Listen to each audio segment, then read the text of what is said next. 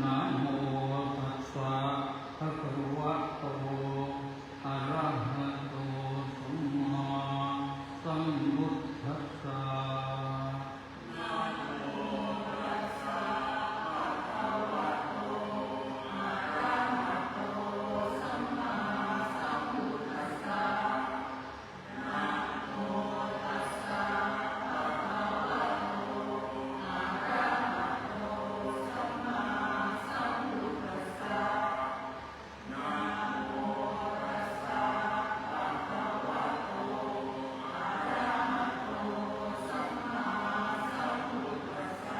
พุทธังสรณังคัจฉา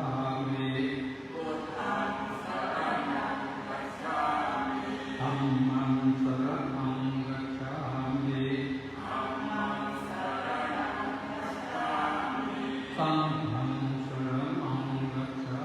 มิดุติยัมปิพุทธังสรณังคัจฉามิ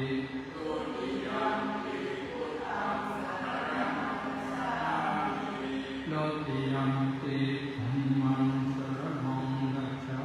มิ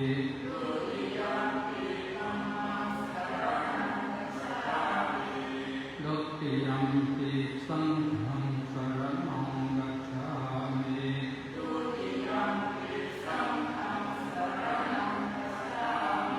ตติยัมปิพุทธังสรณังคัจฉามิ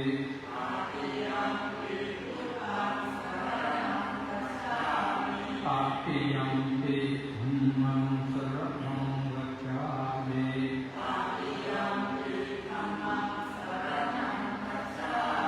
ตติยัมปิสังฆังสรณังคัจฉามิ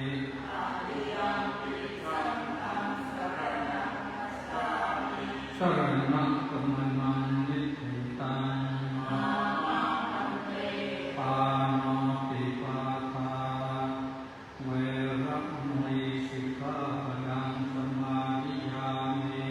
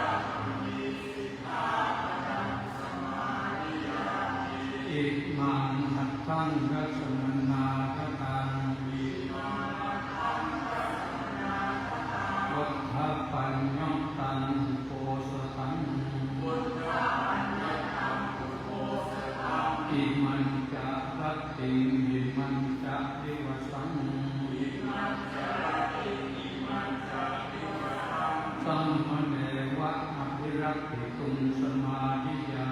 มิสัมมาเววะอภิวาทิตุงสมาธิยามิข้าพเจ้าสมาทานซึ่งอุโบสถข้าพเจ้าสมาทานซึ่งอุโบสถประกอบไปด้วยองค์8ประการนี้ประกอบไปด้วยองค์8ประการนี้ที่พระพุทธเจ้าทรงบัญญัติไว้ที่พระพุทธเจ้าทรงบัญญัติไว้เพื่อจะรักษาไว้ให้ดีมิให้ขาดไม่ให้ทำลายเพื่อจะรักษาไว้ให้ดีมิให้ขาดไม่ให้ทำลายวันหนึ่งคืนหนึ่งณเวลาวันนี้วันหนึ่งคืนหนึ่งณเวลาวันนี้อิมานิอัตถสุขะปดานิอัตเตกังรัตติวิมังอุโปสถะสีลวเสนัสสาธุตังรัตติสมานิสีเลนะสุขติยันติสีเลนะโภคสัมปทาสีเลนะทิพุติยันติปัสสมาสีลังวิโสภะเย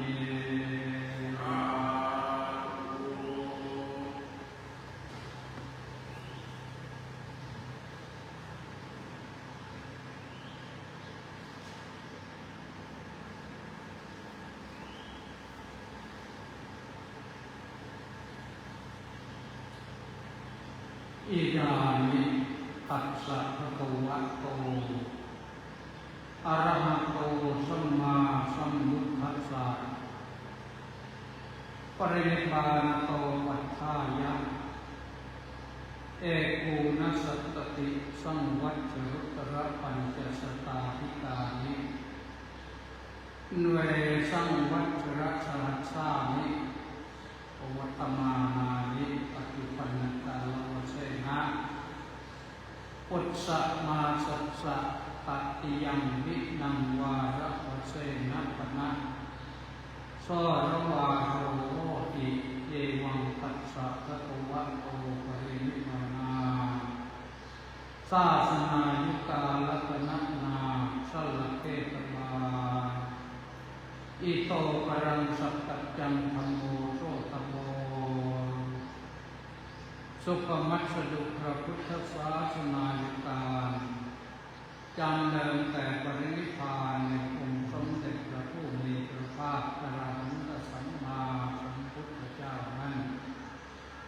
บัดนี้เข้าสู่พุทธศักราช2569กำลังเป็นไปอยู่เป็นวันที่3 เดือนยี่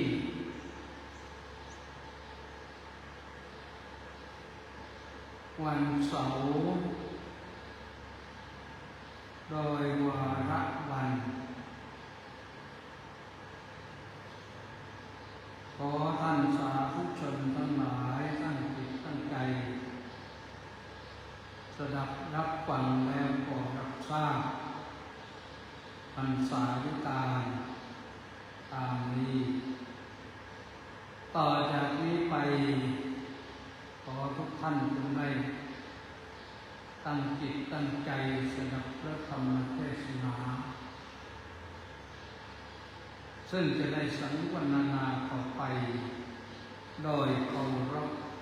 เถิดนะโมตัสสะภะคะวะโตอะระหะโตสัมมาสัมพุทธัสสะนะโมตัสสะภะคะวะโตอะระหะโตสัมมาสัมพุทธัสสะนะโมตัสสะภะคะวะโตอะระหะโตสัมมาสัมพุทธัสสะ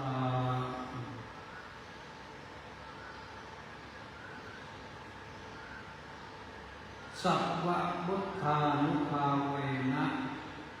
สดาโสถีภวันตุเตสัพพะธัมมานุภาเวนะสดาโสถีภวันตุเตสัพพะสังฆานุภาเวนะสดาโสถีภวันตุเต ปีบัดนี้จะได้แสดงพระธรรมเทศนาในรัตนตยานุภาวกถาว่าด้วยเรื่องความสวัสดีปีใหม่เนื่องจากเรามาขึ้นปีใหม่รับธรรมะกันเสียก่อนและธรรมะนั้นก็เป็นธรรมะเพื่อความสวัสดีว่าเราจะได้ถึงวันพระใหม่วันหน้าก็เป็นวันแรมแปดค่ำเหมือนอาทิตย์แรมแปดค่ำเดือนยี่น้อยไปอีก8 วันหรือ7 วันที่8ก็ถึงช่วงวันนี้เป็นช่วงที่เข้าใหม่ลามันกับวันวิสกับวันขึ้นปีใหม่ขอให้ทุกท่านมีแต่ความสุขสวัสดีมีโชคมีใจ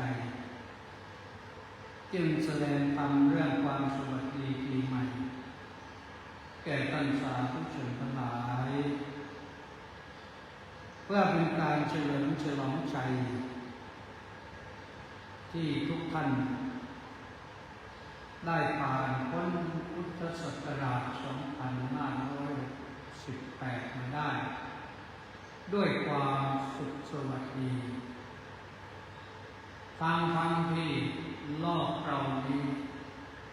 มีเรื่องวิกฤตมากมายทุกมุมโลกมีสงคราม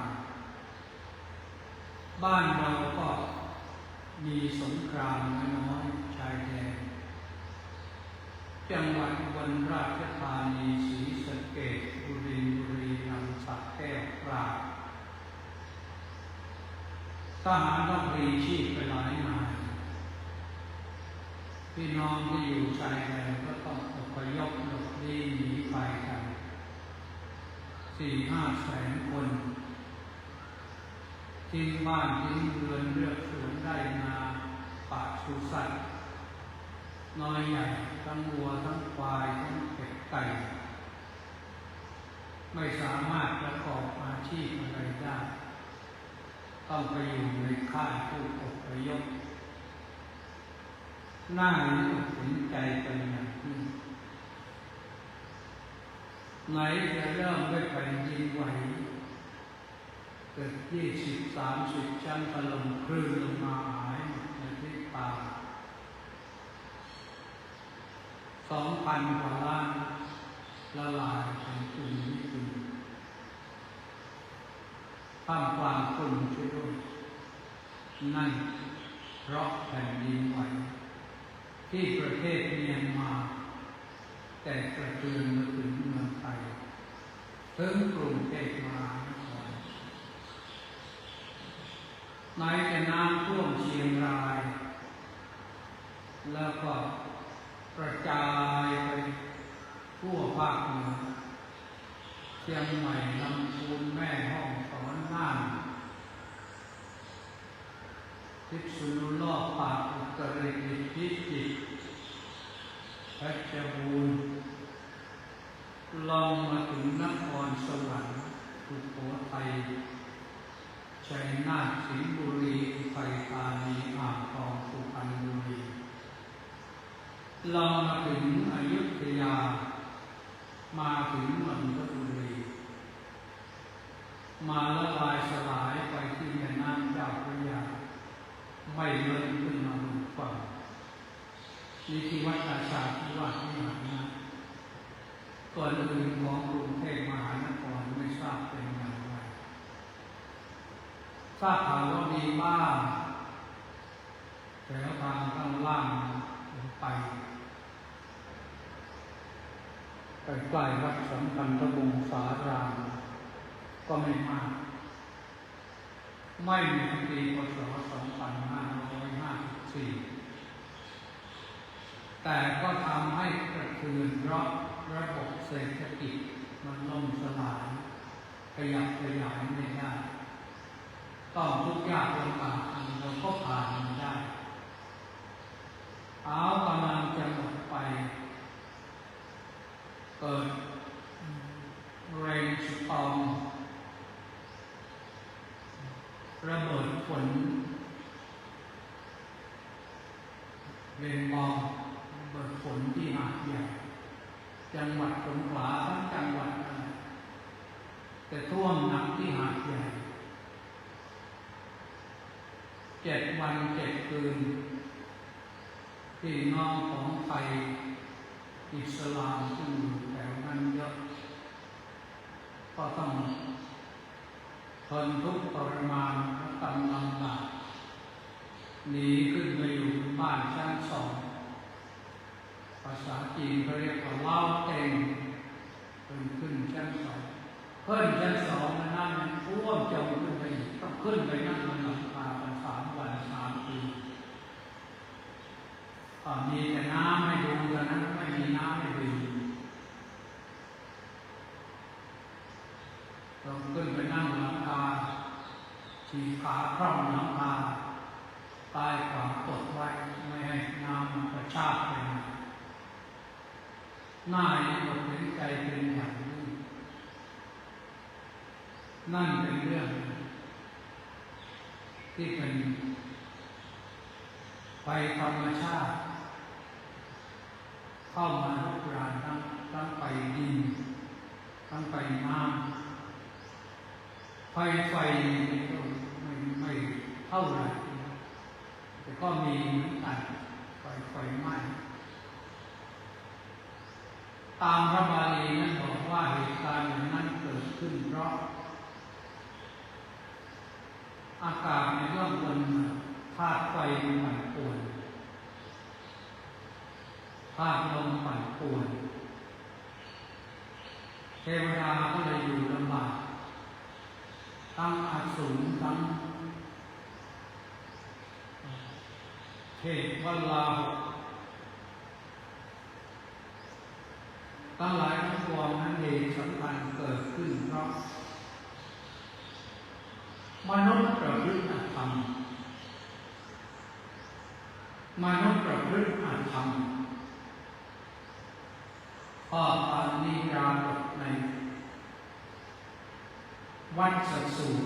ไตรปิฎกเล่มที่22ข้อ191เพราะคนทำสร้างธรรมขึ้นมาบนพื้นปฐพีก็ทำให้โลกมันร้อนเกิดกลบบั่นวงวิ่งอย่างนี้ก็ไม่ว่าวงวิ่งนะเบิร์นนะไฟไหม้โลกน่ากลัวเพราะอะไรเพราะมนุษย์ละโมบโลกมากตามภาคเหนือเขาทำธุรกิจในเมืองพม่าทำเหมืองแร่ทำให้สารพิษลงไปในแม่น้ำเรียกว่าสารหนูปลาอยู่ในแม่น้ำก็เปื้อนสารหนูซึ่งเป็นสารพิษอันตรายต่อมนุษย์นอกจากนั้นก็ยังทำสูงเราเองอาจจะไปเป็นชี้นำให้เขาทำไร่อ้อยไร่ข้าวโพดพอเก็บผลผลิตหมดแล้วเผาไร่อ้อยเขาไม่เก็บผลผลิตเผาใบอ้อยก่อนแล้วก็เข้าไปตัดอ้อยรอบนี้มันระบาดไปถึงเมืองลาวเผากันระหึ่มเมื่อคืนนี้ก็นั่งดูโทรทัศน์บรรยากาศที่เป็นเช่นนี้ตอนนี้ถามเราเองว่าคนไทยเนี่ยไปลงทุนปลูกอ้อยในเมืองลาวเผากันสนุกเลยการเผานั้นก็ดีฟันไฟจากโรงงานอุตสาหกรรมหนักเช่น โรงผลิตน้ำมันแต่ละโรงไปดูไฟตุ้มปากท่อ24 ชั่วโมงส่งผลไปให้อากาศข้างบนมันร้อนมากลมที่พัดไปมันก็ปั่นป่วนก็มาจากนี้มนุษย์ถางป่ามนุษย์ขุดภูเขามนุษย์ทำลายต้นน้ำลำธารเพราะฉะนั้นในบ้านเราก็เจอครับเอาแค่นั้นยังไม่พอมนุษย์มีความอยากไม่มีขีดเป็นตัดคนต่างชาติเขาอยากจะได้ที่ดินแผ่นดินประเทศไทยที่มันก็ประดุจับจองไว้ให้5,100,000 ไป5,15,113 ตารางกิโลเมตรอยู่จาก1,230,000 กว่าตารางกิโลเมตรแผ่นดินไทยก็ถูกเฉือนไปทีละชิ้นเป็น10 ครั้งทั้งเพื่อนเรามาเผาเรือนจากยุโรปทั้งเพื่อนบ้านใกล้เรือนเคียงเฉือนไปตอนนี้เหลือ15,113 ตารางกิโลเมตรทางภาคตะวันออกเฉียงเหนือเราใจดีให้คนต่างชาติเขาเข้ามาอยู่อาศัยก็ปรากฏว่าอยู่มา40-50 ปีตั้งแต่สงครามครั้งก่อนเราเห็นใจคนบ้านใกล้เรือนเคียงให้เขาอยู่ก่อนต่อไปคนมาอยู่แล้วเขาไม่กลับคิดเอาเองคนรุ่นหลังคิดว่านี่มันบ้านของกูก็เลยไม่อยากจะถอยกลับผลสุดท้ายบอกให้ออกไปก็ไม่ไปขับไล่ใช้ส่งก็ไม่ไปผู้น้อยผู้ใหญ่ก็กลายเป็นเข้าข้างกันหมดทางเจ้าหน้าที่บ้านเมืองต้องจัดการขั้นเด็ดขาดเพื่อรักษาแผ่นดินที่มันหมดหลุดไม่ไว้ให้คงที่คงเดิมเพราะมันไม่งอกไปอื่นเล่นฝั่งทะเลน้ำก็จมมาด้วยถ้าไปดูแถวปากพนังไปหัวไซหรือแถวสมัยนำแถวนี้น้ำท่วมขึ้นมามากมายเป็นฝั่งเสียแผ่นดินไปเยอะแล้วอันนั้นก็ต้องยอมรับแต่ไปโมโหโกรธาทำอะไรก็ไม่ได้เพราะโลกร้อนในน้ำแข็งขั้วโลกเหนือมันก็ละลายทำให้น้ำละลายแล้วมาท่วมบ้านเราอยู่ฝั่งแล้วก็อยู่กันไปนั่นปีที่ผ่านมาปัญหาสารพัดเศรษฐกิจก็ฝืดเคืองลำบากธุรกิจก็ทำยากเห็นใจญาติโยมที่ต้องคนสู้แต่สู้ไปวันหนึ่งก็ชัยชนะมันก็มาถึงเราบ้างธรรมะเพื่อความสวัสดีวันนี้เราได้พ้นความวิกฤตพ.ศ. 2568 แล้วพ.ศ. ใหม่เราต้องไปด้วยความสวัสดีอีกปีและให้สวัสดีกว่าเดิมซึ่งแต่ละท่านแต่ละคนจะได้ประสบพบความสวัสดีมากน้อยขนาดไหนนั้นก็ขึ้นอยู่กับการเตรียมตัวเตรียมใจของแต่ละท่านแต่ละคนซึ่งจะได้อธิบายตามพระบาลีนิพนธ์ที่ยกมาแสดงไว้ข้างต้นนั้นพอเข้าใจและถือว่าเป็นของขวัญปีใหม่สำหรับค ท่านสาธุชนทั้งหลายทั้งที่นั่งฟังอยู่ที่ศาลาการประเรียนแห่งนี้และติดตามชมการถ่ายทอดสดไปทั่วโลกเป็นความตั้งใจส่งความสุขหรือสขสของทุกเพศตามสมควรแก่เวลาบทพระบาลีนิพนธ์เบื้องต้นนั้นบอกว่าสัพพพุทธานุภาเวนะราโชติพวันตุเตสัพพธรรมานุภาเวนะสราโชติพวันตุเตสัพพสังฆานุภาเวนะสราโชติพวันตุเตแปลว่าขอความสวัสดีจงมีแก่ท่านทั้งหลายทุกเมื่อด้วยพระพุทธานุภาพหรือจะแปลว่าด้วยพระพุทธานุภาพขอความสวัสดีตลอดกาลทุกเมื่อจงมีแก่ท่านทั้งหลายด้วยธรรมานุภาพขอความสวัสดีตลอดกาลทุกเมื่อจงมีแก่ท่านทั้งหลายและด้วยอานุภาพแห่งพระสงฆ์ทั้งปวงขอความสวัสดีในการทุกเมื่อจงมีแก่ท่านทั้งหลายเราก็ต้องมานึกถึงว่าเราเป็นพุทธศาสนิกชนพระพุทธานุภาพนั้นเป็นสิ่งสำคัญวันนี้ตอนนี้มันรับไปสวดที่ไหนรับประสวดให้โยมที่นั่นทุกงานไม่ว่างานมงคลงานวัดมงคลจะต้องสวดบทนี้ปิดท้ายพระพุทธเจ้ามีอานุภาพขนาดไหนลองนึกภาพดู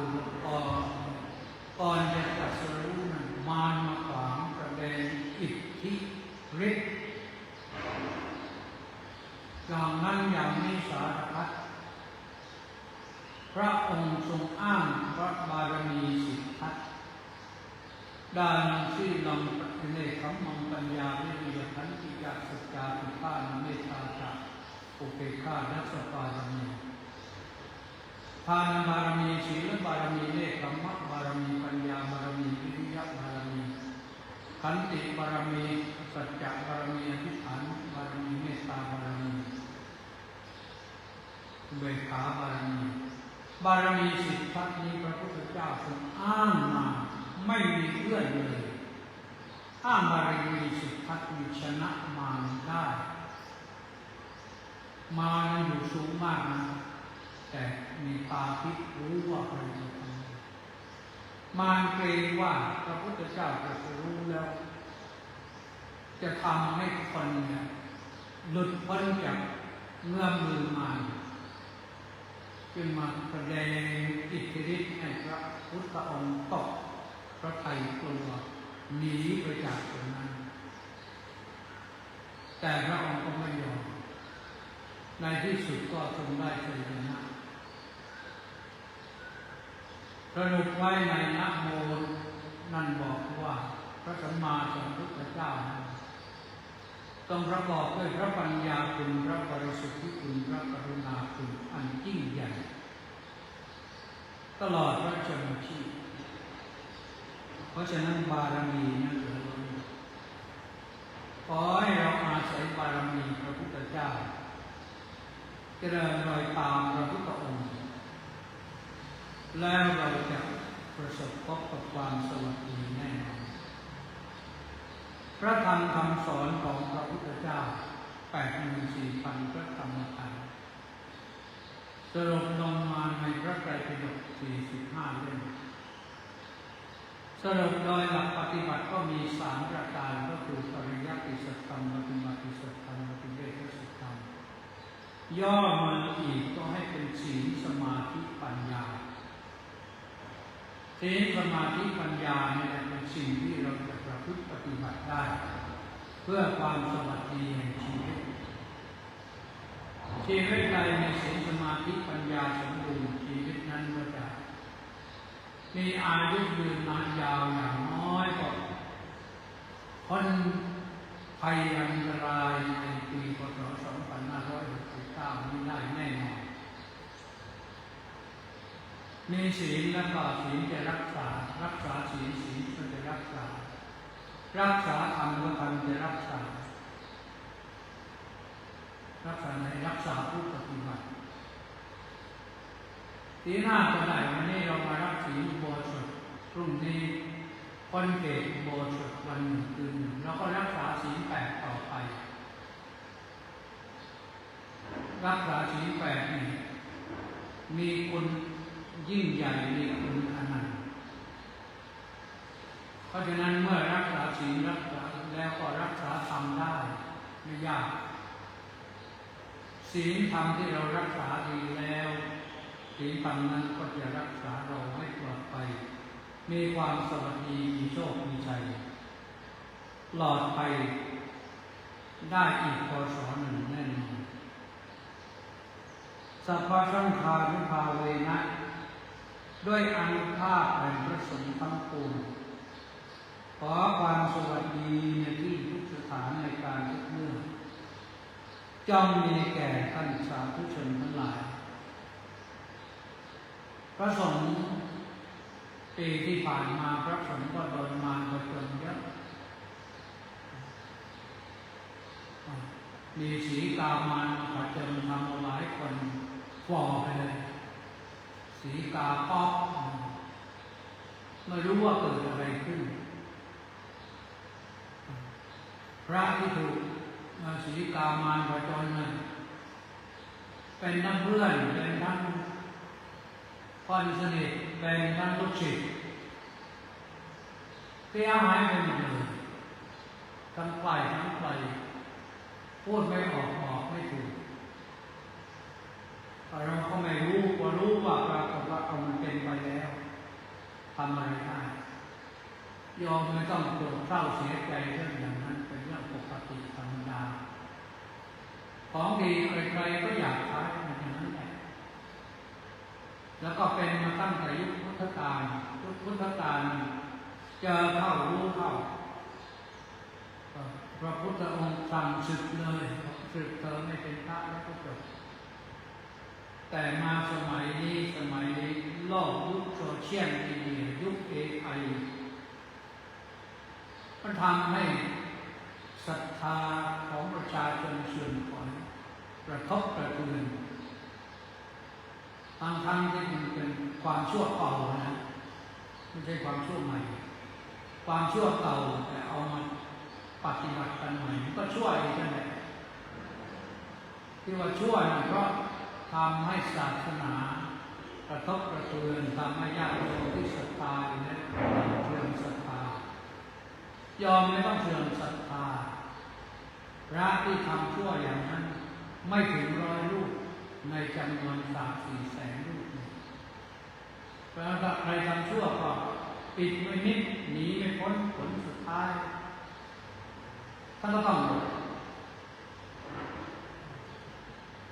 เรียกว่าอะไรต้องเสื่อมสิ้นไปแค่นั้นยังไม่พอโน่นไปนักบุญผู้ยิ่งใหญ่ทำสงเคราะห์อนุเคราะห์คนติดเชื้อ HIV คนโรคเอดส์ก็ทำมากิจเมธีไม่เคยร่วมบุญกุศลเลยนะเพราะว่าไม่ไว้ใจมาตั้งแต่ต้นมันเกิดอะไรขึ้นแต่จะพูดไปก็ไม่ได้คนอื่นเขาก็หาว่าเราอิจฉาเขาก็อยู่เฉยๆแต่ไม่ได้ร่วมบุญและผลสุดท้ายพอความลับมันเปิดเผยขึ้นเฉพาะโฉนดที่ดินเนี่ยแทบจะวางเรียงลำดับใช้พื้นที่เป็นไร่เป็นหลายร้อยโฉนดโยมก็ศรัทธาน่าเห็นใจเงินก็มากมายฟังจากตำรวจว่าเป็น10,000 ล้านเมื่อวานชื่อรวมทั้งค่าที่ดินทั้งเงินสดบัญชีต่างๆเป็น10,000 ล้านปล่อยให้เขาหลอก พระไหนหลอกเก่งนะโยมชอบศรัทธาพระไหนไม่หลอกอยู่เฉยๆก็ยอมไม่ค่อยทำก็เป็นเรื่องธรรมดาแต่วันนี้ขอมาบอกว่านั่นมันผ่านไปแล้วสิ่งที่เราจะไม่ให้ถูกหลอกรวมทั้งคอลเซ็นเตอร์หลอกเราไม่ได้เราต้องอาศัยพุทธานุภาพธรรมานุภาพสังฆานุภาพโดยเฉพาะอย่างยิ่งธรรมานุภาพปฏิบัติธรรมให้ถูกต้องอย่าไปละโมบโลภมากพระพุทธเจ้าบอกว่าอย่าละโมบอย่าโลภความโลภทำให้คนหายนะได้โกรธก็ทำให้หายนะได้หลงคนโลภเนี่ยมันไปกับความหลงด้วยคนโลภเนี่ยหลง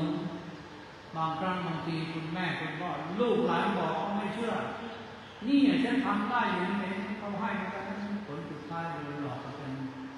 10 ล้าน100 ล้านก็น่าสงสารเพราะฉะนั้นท่านสาธุชนทั้งหลายปีพ.ศ. 2569 ปีม้าทองขอให้ทุกท่านจงประสบพบกับความสวัสดีทั้ง3 ประการสวัสดีด้วยพุทธานุภาพสวัสดีด้วยธรรมานุภาพสวัสดีด้วยสังฆานุภาพโดยย่นย่อดังที่กล่าวมาก็พบกันต่อไปจนกว่าจะสิ้นปีนี้ปีหน้าก็จะได้เทศน์ฟังกันใหม่วันนี้ขอความสุขความสวัสดีความเจริญในธรรมของพระสัมมาสัมพุทธเจ้าจงบังเกิดมีแก่ท่านสาธุชนทุกท่านแสดงพระธรรมเทศนามาพอสมควรแก่เวลาสวัสดีปีใหม่วันนี้ขอให้สวัสดีทุกท่านและรับพรต่อไปเอวังก็มีด้วยประกาศชนียะถาวาริวหาปุราปริปูเรนติสาครังเอวเมวะอิโตทินันเตตานังอุปกปติอิชิตังปฏิตังตุมหังกิปเมวะตังเจโตสัพเพภูเรนตุสังกปาจันโทปนรโสยถามณิโชติรโสยถาสัพพิติโยวิวัชชันตุสัพพโรโควินัสสตุมาเตภวัตวันตรายโยสุขีวีกาโกภวะอาภิวาทนาสีลิสานิจังมุทธาปจายโนจัตตาร